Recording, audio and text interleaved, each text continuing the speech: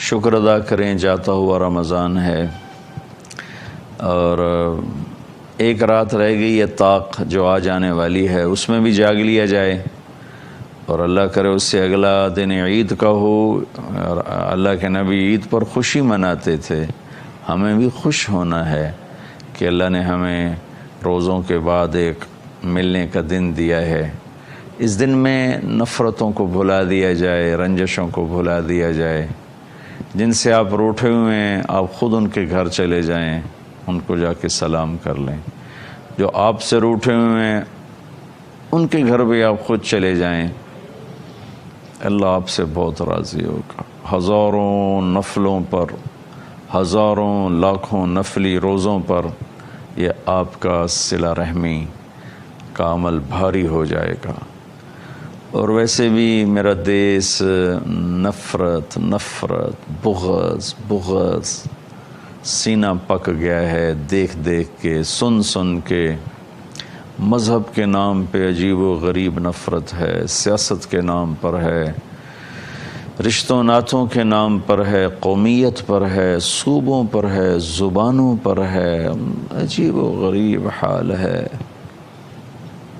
اللہ اپنا فضل فرما دے، شاید کسی رونے والی کی طفیل اللہ تعالیٰ پوری قوم کا بیڑا پار کر دے۔ اور پوری امت پر جو حال ہے، جس طرح لاشیں گر رہی ہیں، معصوم بچوں کے پرخشے اڑ رہے ہیں، اس سب سے نکلنے کا ایک ہی حل ہے کہ ہم سب اللہ کی بارگاہ میں جھک جائیں، توبہ کریں۔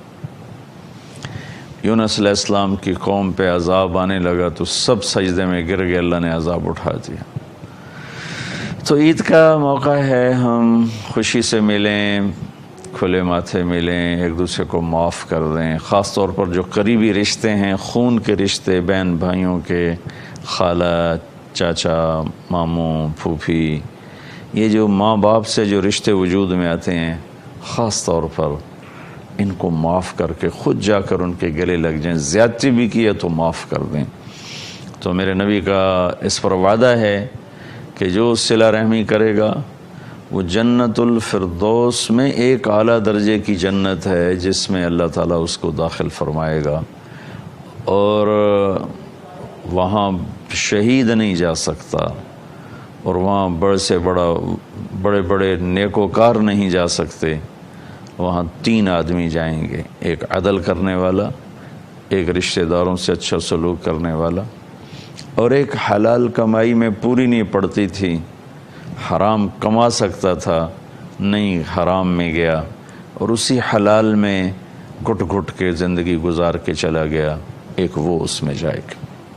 تو میں آپ سب عزیزان جو سن رہے ہیں ان سے گزارش کرتا ہوں کہ عید کا دن رنج بھلانے کا ہو، غصے کو دور کرنے کا ہو، لڑائیاں ختم کرنے کا ہو۔ لوگ ابھار دیں تیری نک نہیں رانی، تیری عزت نہیں رانی، تینوں کہیں پوچھنا نہیں، تو بغیرت ہو گئے، یہ سب شیطانی باتیں ہیں، اور یہ بات کرنے والے ہمارے بڑے ہی نادان دوست ہیں، بہت ہی ناسمجھ دوست ہیں۔ اللہ تعالیٰ ایسی نصیحتوں سے ہم سب کی حفاظت فرمائے۔ تو عید کو ہم خوبصورت بنائیں، ایک دوسرے سے مل کر محبت کے ساتھ۔ نبی پاک صلی اللہ علیہ وسلم عید الفطر میں صبح کچھ کھا کے جاتے تھے، اور بڑی عید قربانی میں کچھ نہیں کھاتے تھے، جا کے نماز پڑھاتے تھے اور آ کے قربانی کا گوشت ہی کھاتے تھے۔ لیکن عید الفطر میں جانے سے پہلے میٹھا کھاتے تھے، کھجور ہوتی تھی یا کوئی اور ایسی میٹھی چیز۔ عام یہی پڑھنے میں آیا کہ آپ کچھ کھا کر، میٹھا کھا کے آپ تشریف لے جاتے تھے اور جا کر عید کی نماز پڑھاتے تھے، پھر واپس آتے تھے۔ تو عیدگاہ تھی مدینہ منورہ میں جہاں سارے اکٹھے ہوتے تھے، وہاں عید کی نماز ادا فرمایا کرتے تھے، پھر سب ملتے تھے، پیار محبت، ہنسی مذاق سب کچھ ہوتا تھا۔ تو اس کو بھی ہم خوشی کا دن بنائیں اور توبہ کا دن بنائیں۔ اور ایک چیز رہ گئی تھی، میں اس کو جاتے جاتے کہہ دوں، ہیں تو اگرچہ 2 دن پتہ نہیں کتنے لوگ اس کو دیکھتے ہیں، صدقہ فطر جس کو ہم فطرانہ کہتے ہیں، یہ 29 کی شام سے پہلے ادا کر دیا جائے تو پھر روزوں کی میل کچیل صاف ہو جاتی ہے، روزے آسمان تک چلے جاتے ہیں۔ نہ ادا کیا جائے تو پھر یہ معلق ہو جاتے ہیں، لٹک جاتے ہیں، اوپر نہیں جاتے ہیں۔ اور صدقہ فطر کشمش کے حساب سے میرے نبی دیا کرتے تھے، 3 کلو کشمش دیا کرتے تھے۔ 3 کلو کشمش میرے پاس مختلف مدارس کے فتاوی آئے ہیں تو 1200-1300 کے راؤنڈ اباؤٹ یہ چلتا ہے کہ 3 کلو کشمش تقریباً 1300 1250 1400 فی کس کے حساب سے، ایک آدمی کا 3 کلو یعنی 1300 روپیہ لگا لے، 1200 لگا لے۔ کھجور کے حساب سے میں نے وہ ایک مدرسے کا فتویٰ ہے 620 روپے بنتے ہیں، جو کے حساب سے 170 روپے بنتے ہیں، اور گندم کے حساب سے 80 روپے یا 100 روپے ہیں۔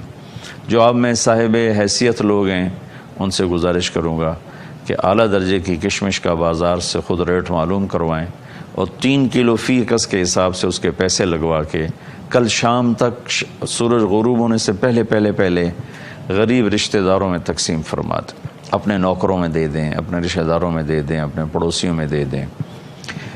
کشمش کا نہیں آپ سمجھتے ہیں ہمت تو آپ کھجور کے حساب سے دے دیں، وہ 620 روپے فی کس ہے، اس کی بھی ہمت نہیں تو پھر جو کے حساب سے، پھر گندم کے حساب سے تو خیر واجب ہے ہی ہے، وہ تو ادا کرنا ہی ہوتا ہے۔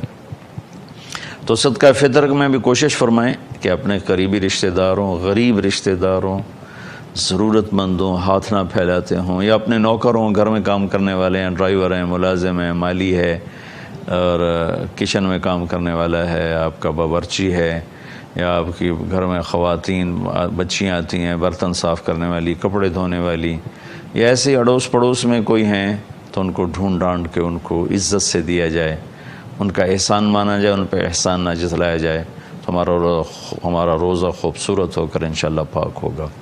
اور عید کے دن، عید کی رات اللہ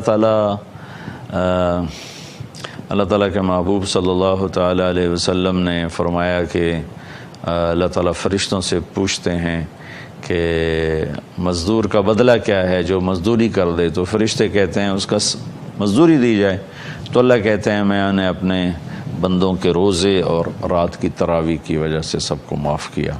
پھر جب صبح عید کا دن ہوتا ہے تو کروڑوں اربوں کھربوں فرشتے زمین پر اترتے ہیں اور عیدگاہ کی طرف لائنیں بنا کے کھڑے ہو جاتے ہیں اور زور زور سے پکارتے ہیں کہ اے امت محمد آؤ اپنے رحیم رب کی طرف، اپنے مہربان رب کی طرف۔ اور اوپر سے اللہ کہتے ہیں میرے بندو آؤ، آج جو مانگو گے دنیا کے بارے میں اس میں غور کروں گا، تمہارے لیے بہتر ہوگا دے دوں گا، بہتر نہیں ہوگا کوئی اور اس کا بدلہ ہو جائے گا، اور آخرت کے بارے میں جو مانگو گے سب تمہیں دوں گا، میں نے تمہارے پچھلے سارے گناہ معاف کیے، جاؤ خوشی خوشی اپنے گھروں کو چلے جاؤ۔ میں نے پہلے بھی بتایا تھا، پھر دوبارہ دہرا دیتا ہوں، گن دیتا ہوں، 4 آدمی پھر بھی نہیں اس ساری رحمت کا میں کوئی ان کا حصہ نہیں پڑتا ہے، نہ ان کو ملتا ہے۔ ایک شراب پینے والا جب تک توبہ نہ کرے، ایک ماں باپ کا نافرمان جب تک توبہ نہ کرے، ایک رشتہ داروں سے لڑنے جھگڑنے والا، بائی کاٹ کرنے والا جب تک توبہ نہ کرے، اور ایک دل میں بغض کینہ پالنے والا جب تک توبہ نہ کرے۔ تو اللہ تعالیٰ میری بھی، آپ کی بھی، ہماری نسلوں کی بھی ان 4 بڑے عیب سے حفاظت فرمائے۔ رمضان میں ماشاءاللہ آپ نمازیں پڑھتے رہے، ذکر کرتے رہے، قرآن پڑھتے رہے، باقاعدگی سے آتے رہے۔ بہت سے اب ہوں گے میرے بھائی بہن، بچے بچیاں جو ہی عید کا چاند نظر آئے گا تو نماز بھی چلی جائے گی، دوپٹہ بھی چلا جائے گا، اور قرآن بھی چلا جائے گا، ذکر بھی چلا جائے گا۔ ایسی بات نہیں ہے میرے عزیزو، اللہ نے نماز موت تک فرض کی ہے، اور ذکر تلاوت موت تک اللہ نے ہمارے ذمہ لگایا ہے۔ بہت سے لوگ رمضان میں رشوت نہیں لیتے کہ جی رمضان آئے گا رشوت نہیں لینی، گویا رمضان میں شریعت اور ہے اور رمضان کے بعد اور ہے۔ رشوت ہر حال میں حرام ہے، کئی جھوٹ چھوڑ دیتے ہیں، کئی ملاوٹ چھوڑ دیتے ہیں، لیکن کئی دبا کے رکھتے ہیں، وہ بالکل ہی مر چکے ہیں اندر سے۔ تو میری گزارش ہے کہ جس طرح نماز پڑھ رہے تھے ایسے پڑھتے رہیں، جس طرح قرآن پڑھتے تھے پڑھتے رہیں، جیسے سروں پہ دوپٹے تھے باقی رہیں، جیسے جھوٹ سے بچے، رشوت سے بچے، بچتے رہیں، تو کل اللہ کی بارگاہ میں بہت سرخرو ہو کر پہنچیں گے۔ اللہ میرے اس پیغام کو میرے لیے بھی آپ کے لیے بھی ہدایت کا ذریعہ بنائے۔ السلام علیکم ورحمۃ اللہ وبرکاتہ۔